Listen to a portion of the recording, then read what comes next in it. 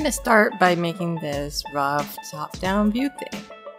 It's always good to start your drawing on top of your sketch because then everything can be the correct size. I start with indicating the body with the circle tool and the head and also the legs. And then I line them up in the middle. I do this to reposition each of the different parts to where they would be if you were looking at the rooster from above, while keeping them lined up with the original sketch.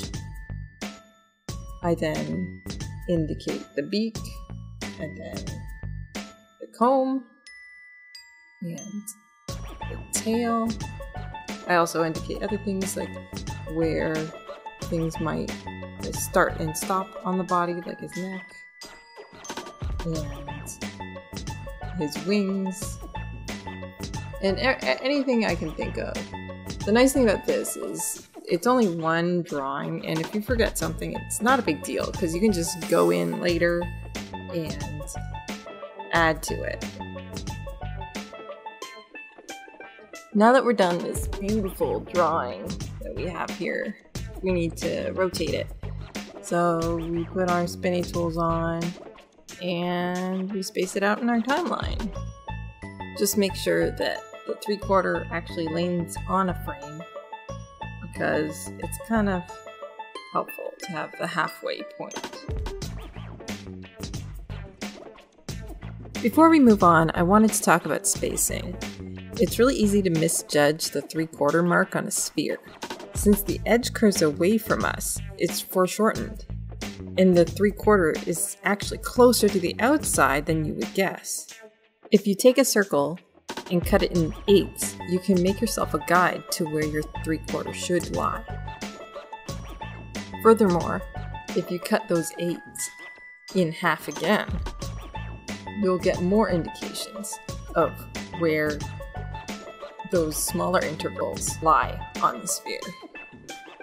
As you add these marks, you see that towards the edge, your spacing is really close together, whereas in the middle, it's really wide. I took this information and made a guide simply by putting each of these points on its own frame, so it looks like a marker is rotating around the sphere. Just make sure your top-down view rotates at the same rate. I made a symbol out of the guide and used it to indicate the body. That rotating marker, I'm sure, will be handy. The width of the body should always match the width of the top-down view at every frame of the rotation. But the height should always stay the same. You can match it up with the original sketch.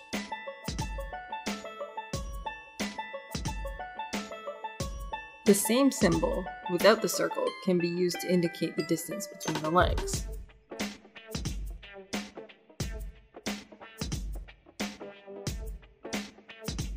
I use the symbol once more to indicate the head, but this time, as it rotates around the body, you have to move the head to match the location indicated by the top-down view.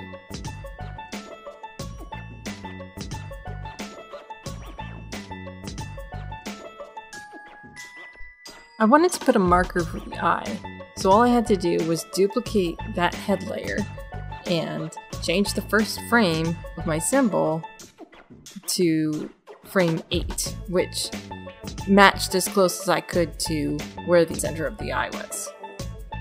I just do the same thing for the other eye, and now we know exactly where both of the eyes go.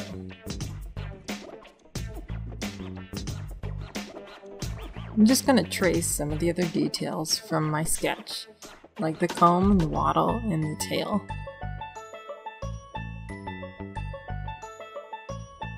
And then I'm going to squish them horizontally to match the top-down view. This will only show where the center of these different parts are, but for anything that's flat, like the comb, it's very useful.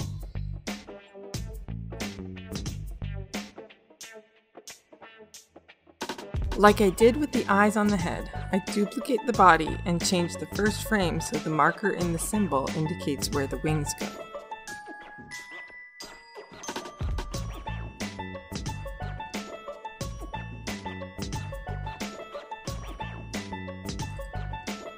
Finally, using the symbol again, I indicate the feet. Always making sure to line them up with the top-down view above.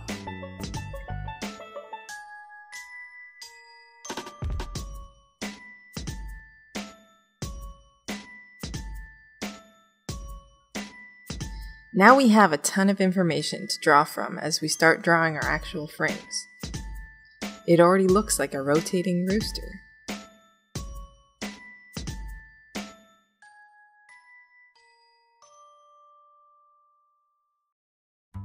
I'm starting with frame 1, the profile. My sketch was in profile, but I drew it in Photoshop, so I'm just tracing it because I'm working in Flash, and I want it to play nice with the other frames. I wouldn't want it to get bullied or anything for being different.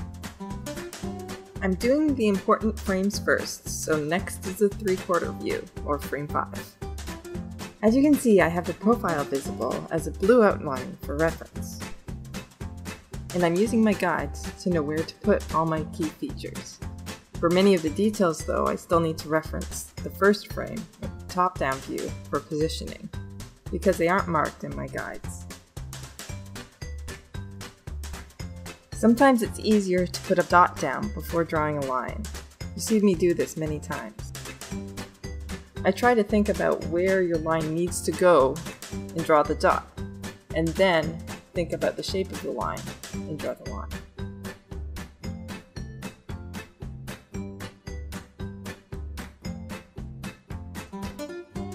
It's important that your guides are relatively simple and clear, so you don't misread the information they're telling you. Especially when another frame is also visible. It starts to get messy and confusing, and if your guides are confusing, it can be super frustrating.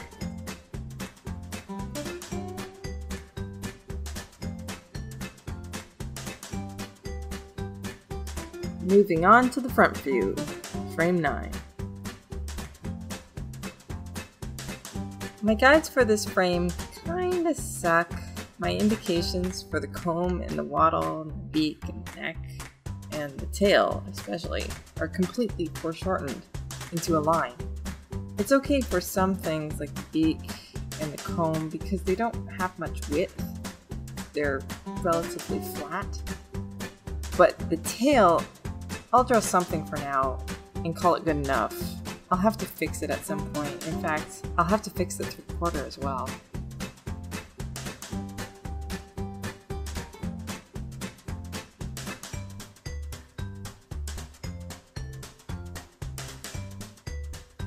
Next, frame 3. This one is halfway between the profile and the 3/4, or an in-between, but it's not as simple as drawing the lines perfectly in the middle of the two frames. Remember how near the edge of our sphere, our indications were really close together? Well, you see that here. The head barely moves, but the things closer to the middle of the sphere, like the eye or the wing, move a lot. Luckily, we have our guides to help us.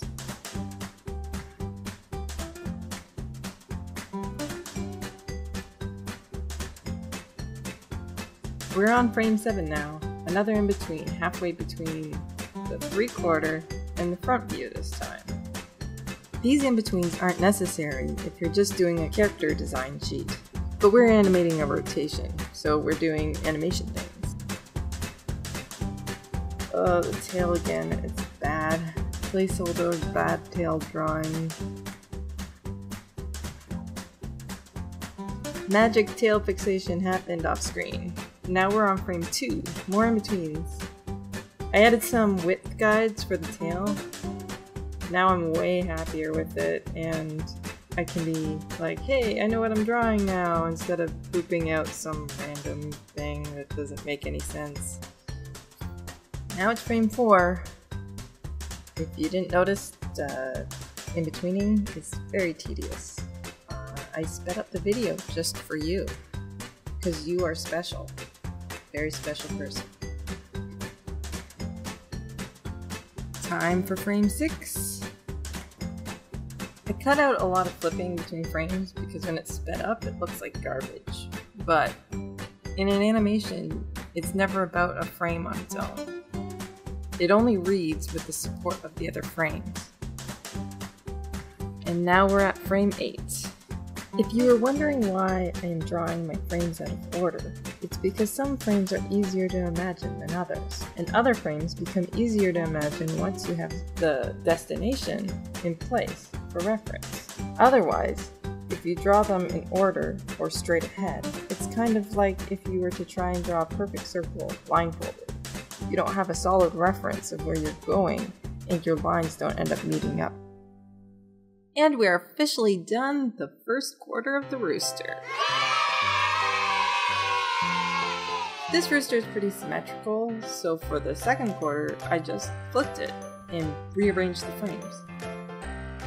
I only changed the markings on the neck because I decided they wouldn't be symmetrical.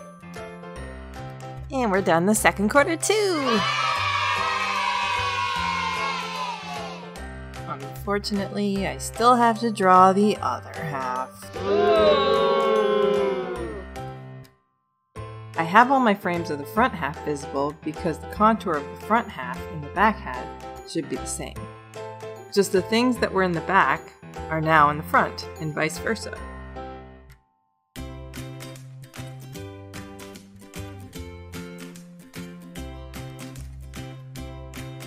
I'm still using my guides, because I'm a guideaholic. That sounds kind of like gynecologist. I'm not a gynecologist, I'm a guideaholic. It's different. Two different things. I just found that trying to fix mistakes that I made because I was just eyeballing it took longer than just making guides. So that's what I do.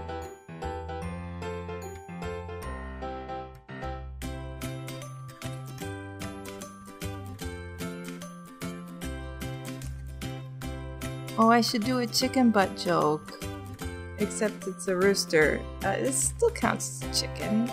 I mean, never. It'd be like, oh, hey, check out this chicken butt. Chicken butt. I am so clever.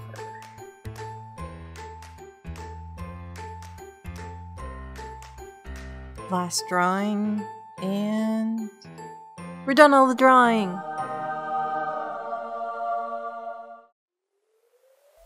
Time to add color. In Flash, you can set your brush to a setting called Draw Behind. This way, you could draw right over your original drawing without affecting it. You can draw a line for where the shadow goes. Sometimes in animation, this would be somebody else's job, not the colorist's job. So I'm just showing you how that works here. Now I just eyedrop from my sketch and paint bucket fill each of the colors.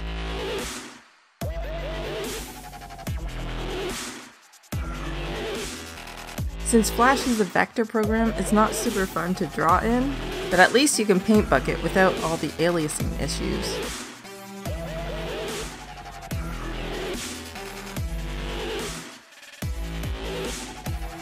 Flash's color picker is kinda terrible.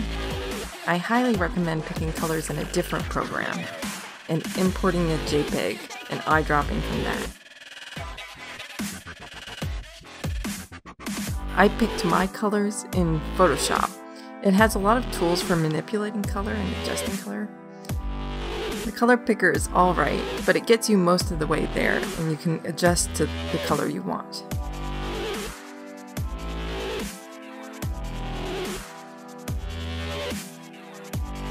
And now we're finished the color. I hope you enjoyed this video. It's the first time I've done something like this, so feel free to leave a comment. I hope you enjoyed rotating this rooster with me. Thanks so much for watching. Bye!